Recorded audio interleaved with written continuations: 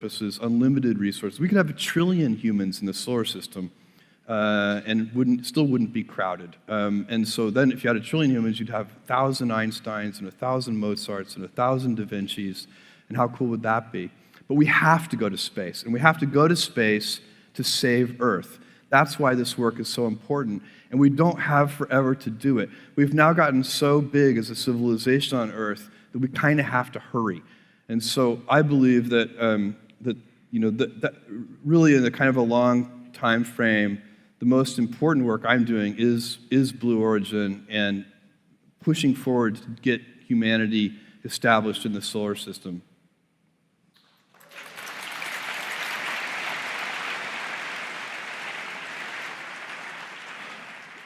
So, and what sort of time frame are we talking about? Well, the grand vision, 1 trillion humans in the solar system and so on. That's hundreds of years. But we can have in just a couple of decades. I think we can have much lower cost space travel, and then we can start to, have really a dynamic entrepreneurial explosion in space. You can't really have much entrepreneurial activity in space today because just the basic price of admission is too expensive. Just to do anything, even something relatively small in space, is still very, very expensive. We need to lower the cost of admission so that thousands of entrepreneurs can have companies in space, kind of like what we've seen on the internet. Right now, you can't be 2 kids in a dorm room can make Facebook, but they can't make a space company. It's not practical. I want to make that practical. Gotcha. So, that leads me to think about some of the conversations we've had. This is another view of those mountains in West Texas. Sitting around that fire pit, and some of the most profound conversations, for me anyway, that we've had are around the topic of long-term thinking. Yeah. Which is something that you've really embraced, and you've brought to the businesses that you run. Yeah. And I was wondering if you could just talk a little bit. I don't think that most people who are running businesses or who are even starting a company like Blue Origin allow themselves to think in centuries, even for visions, for a vision of what they're creating.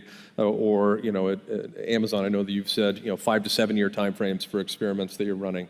Talk to me about long-term thinking and your point of view on.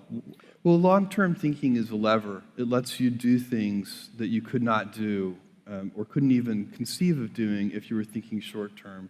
So if that's why, I have a project where I'm helping a group of people build a 10,000-year clock. It kind of ticks once a year and dongs once a century, and the cuckoo comes out once a millennium. It's a big 500-foot tall thing inside a mountain right here. Inside one of those mountains. This mountain range. And the 10,000-year clock is a symbol. I don't think it'll do anything for the first few hundred years. But after a few hundred years, once it's old, people start to pay attention to older symbols. And so a few hundred years from now, I hope that people will think about that as a symbol for long-term thinking. If I collaborated with somebody here in this audience and I said, look, I want you to solve world hunger, and I want you to do it in 5 years, you would properly reject the opportunity. You would say, look, it's not possible, it's not practical. But if I said, look, I want you to solve world hunger in 100 years, that's a job you'd take because it's a much more addressable problem. You can first create the conditions. You have time to create the conditions where then you can solve the problem. And so that's a very important way of thinking. And I find, and it works with everything. You have to back up and find the right time horizon for what you're trying to do. But at Amazon, we probably do most of our things. We expect to get some results in sort of 5, 6, 7, 8 years. But we find a lot of our other companies that compete against us in various ways, they're often trying to get things done in 2 or 3 years. And so we can do things that.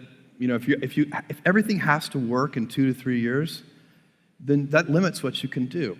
If you give yourself the breathing room to say, okay, I'm okay if it takes 7 years, all of a sudden you have way more opportunities. One of the things I want to shift to here is when we are raising a glass around the fire, and you usually have a toast. A standard toast. A standard toast that you usually kick off the night with. Yeah. And it's to adventure and fellowship. To adventure and fellowship. And literally that's like the toast that he kicks off just about every dinner with, right? Every dinner, every night. And it's, it's interesting to me because I know that you are somebody who pays attention to the words that you use, right? You're careful about the words that you use. And those seem like very specific words. So I was wondering if we could just talk a little bit about why adventure and why fellowship. And as I was thinking about this, it occurred to me that you've been taking some adventures, throughout your whole life. Here you are. That's our grandmother, Nanny. Yeah, that's Nanny. And when you were a kid, you used to take road trips with Nanny and we Pop. did the Wally Byram Caravan Club road trips, 300 Airstream trailers. Here. All driving down the highway together. Then we'd park. This was before they were hipster cool. Big wagon wheel formations. Yeah, there was no avocado toast at this time. And you and I had the fun opportunity. We drove across the country not too long ago. In the Defender. That was an amazing trip. That was a very fun trip. And then we also we spent 3 days on horseback. That was a 50-mile ride in West Texas. Yeah. 3 days, super fun. My butt hurt. Yeah. I apologize about the quality. Like I said, this is not what I do, so this is the best I can do here. But I did take this picture. That's Jeff sleeping on that trail ride. It was cold. This is that ring of, you can see how I'm keeping that pillow from this is when you know it's really good to be a mammal. Provide your own heat. Provide your own body heat and keep the frost away from your face. I guess all of these adventures. This is you're dropping down into a cave. Yeah, that's me rappelling down. That was really fun. You were on that trip. I was on that trip too. People have asked me this, because they know that we go on a lot of adventures together, and they're a bit incredulous when I answer the question. But they ask me, is he on his phone the whole time? Can he ever unplug? And they're incredulous when I say, honestly, he's not on his phone that much. He's just, we drove across the country, and it's not that you didn't do the work, but most of the time it was this. Yeah. And I see the same thing when you're, with your kids, and it's. How do you, I don't have a fraction of the responsibility that you do, and I find that I'm always wrestling with, my phone. I'm just curious, what sort of discipline or what sort of, how do you go about compartmentalizing the way that you do? I do not. So when I have dinner, whether it's with friends or with my family, and I like to be talking to the people I'm with. I like to do whatever I'm doing. I don't like to multitask. It bothers me. If I'm reading my email, I want to be really reading my email. My mom tells a story about me being in Montessori school, and that they couldn't get me to switch tasks. So the Montessori school teacher would have to literally pick up my chair and just move me to the next task station. So I don't know. It's not like it's not intentional. I don't need discipline in order to not be checking my email. For me, it's very natural. I love being present in what I'm working, and I'm happy multitasking, but I do it serially. I will spend, and honestly, if something really important is happening, somebody will find me. It's not like I have to check my text messages every 5 minutes or something like that. That's not a big deal. Right.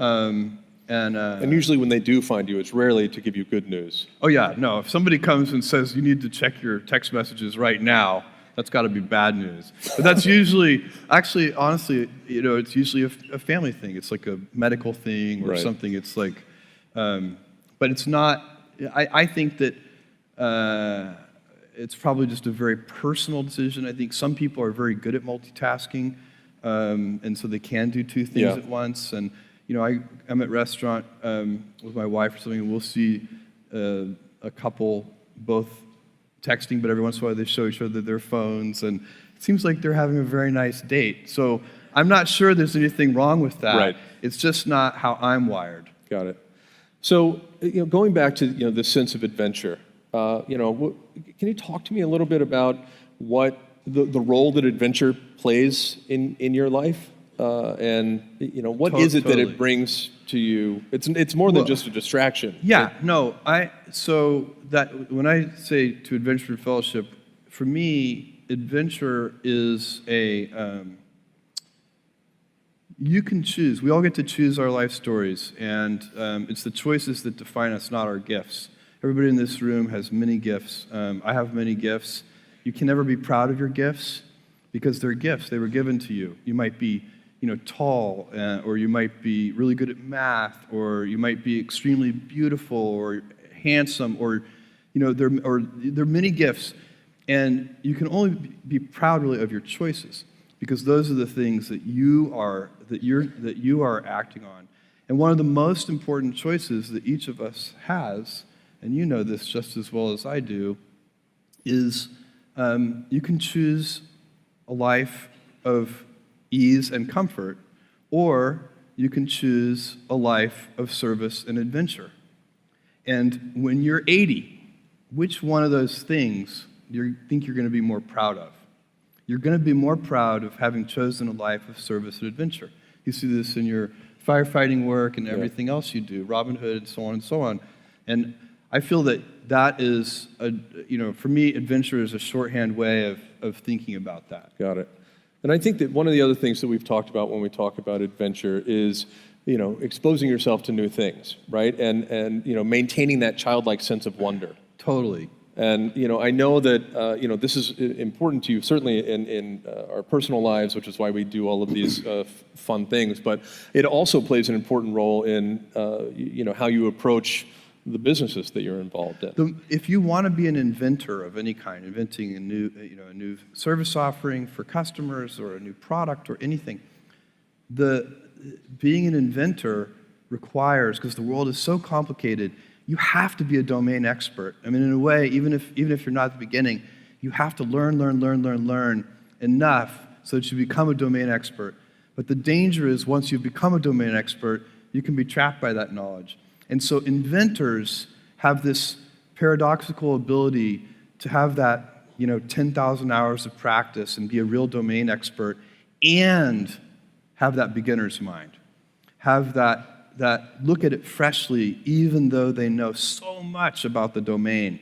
And that's the key to inventing. You have to have both. And I think that is intentional. I think all of us have that inside of us, and we can all do it, but you have to be intentional about it. You have to say, yeah, I am going to become an expert, and I'm going to keep my beginner's mind. And I know that, this is so important. You're always, it's a regular refrain, even at Amazon, this far into it, that it's still day one. Day one. So I guess the other half of that toast is, to fellowship. Yeah. Right? To adventure and fellowship. And again, fellowship is a very specific word, right? Friendship is much more common. So what is it about fellowship? For me, the word fellowship conjures a vision of traveling down the road together. It has more journey in it than friendship. Friendship is great and would be great too, but fellowship captures friendship and traveling that path together. This is down at the bottom of that there we cave. are. Yeah. There's our brother. Friends. There's Mackenzie, our brother-in-law Steve. Yeah. Friend Danny. That was a great trip. That was quite the. You don't have to worry about checking your phone there. No, definitely not. No radio signals down there. Another adventure, I guess, an opportunity for adventure and fellowship. That was a fun trip. Was this trip, and we were out at sea for 30 days. Yeah. And we did this. When you've been out at sea for 30 days, this looks like it's in focus.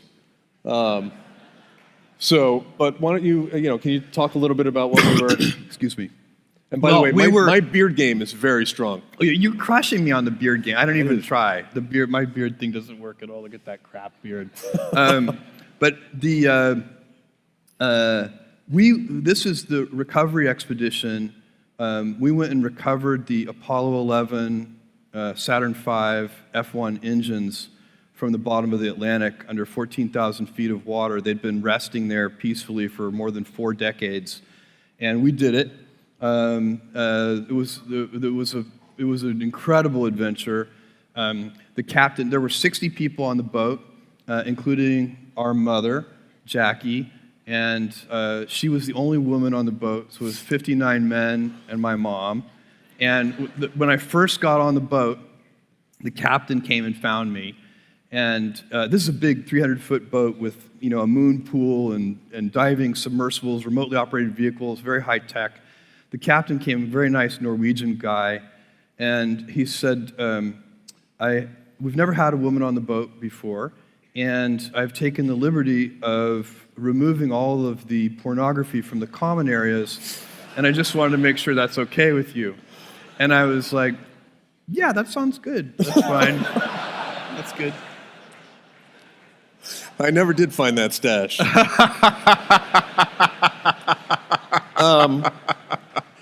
And so we were successful. We recovered those engines, and where are they? One of them is at the Smithsonian, and one of them is at the Seattle Museum of Flight. Yeah, well, hopefully there'll be some other 5-year-old who runs into them and is inspired as you were. Yeah, they're incredible engineered objects. I mean, still today, there's probably no rocket engine that has been more successful than the Saturn V F1. So, one of the, as I was putting this together and looking at all of these pictures and, thinking about the adventures that we've had together, and, knowing how much time and effort you put into Amazon and the Washington Post and Blue Origin, I also happen to know that you're a devoted husband and beloved father with your kids. You have a fantastic relationship. The Bezoses have a lot of kids. He has 4, I have 4, our sister has 3. Yeah. We're making sure that the population doesn't go down. We need to go into space. Yeah. Well, one of the questions I have is,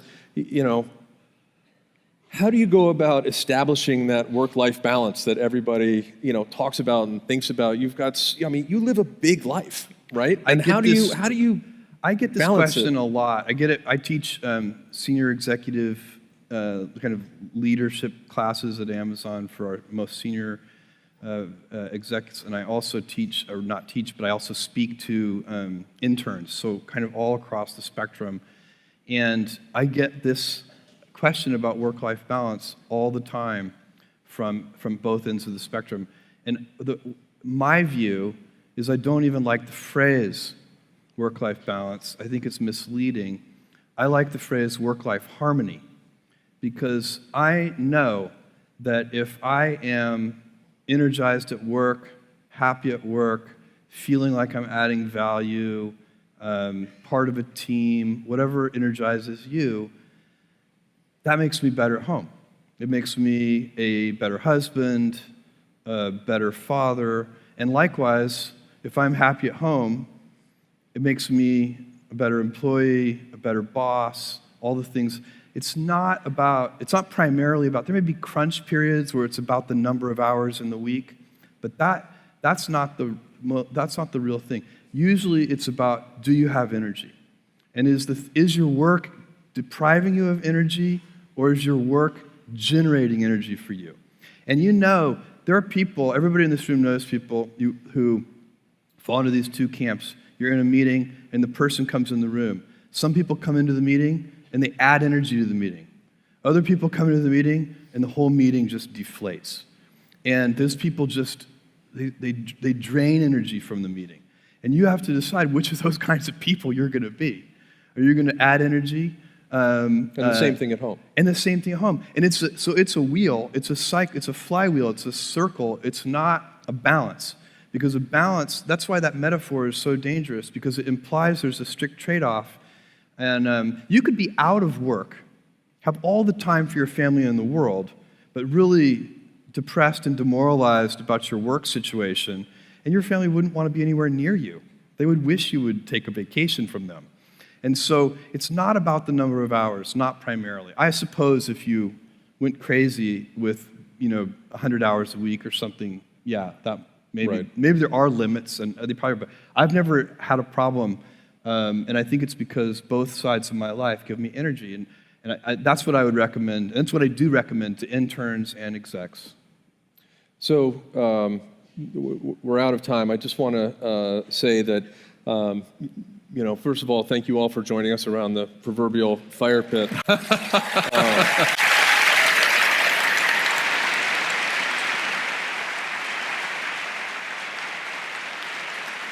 It's not lost on me that I'm incredibly, it brings me joy to have the opportunity to have conversations like this with you often. And I do cherish those opportunities. And this Me is too, brother. just one more. So thank you very much. Thank all of you. I guess there's just one more thing to say. We should toast. Yep. To adventure and fellowship. fellowship.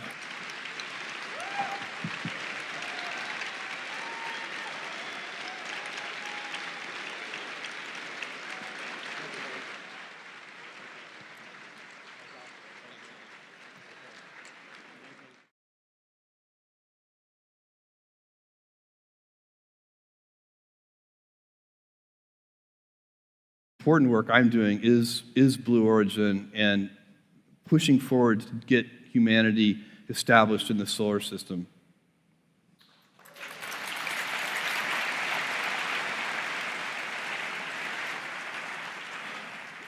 So, and what sort of time frame are we talking about? Well, the grand vision, a trillion humans in the solar system and so on, that's hundreds of years.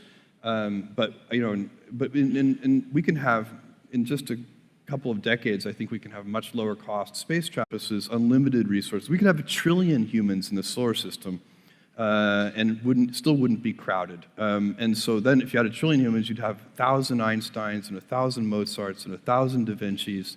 And how cool would that be? But we have to go to space. And we have to go to space to save Earth. That's why this work is so important. And we don't have forever to do it. We've now gotten so big as a civilization on Earth that we kind of have to hurry.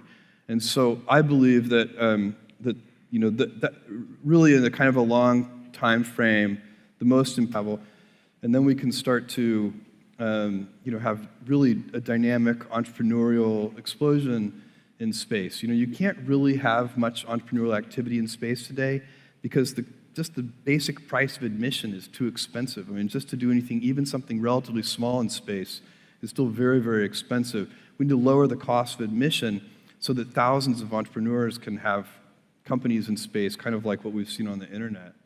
Right now, you can't be 2 kids in a dorm room can make Facebook, but they can't make a space company. It's not practical. I want to make that practical.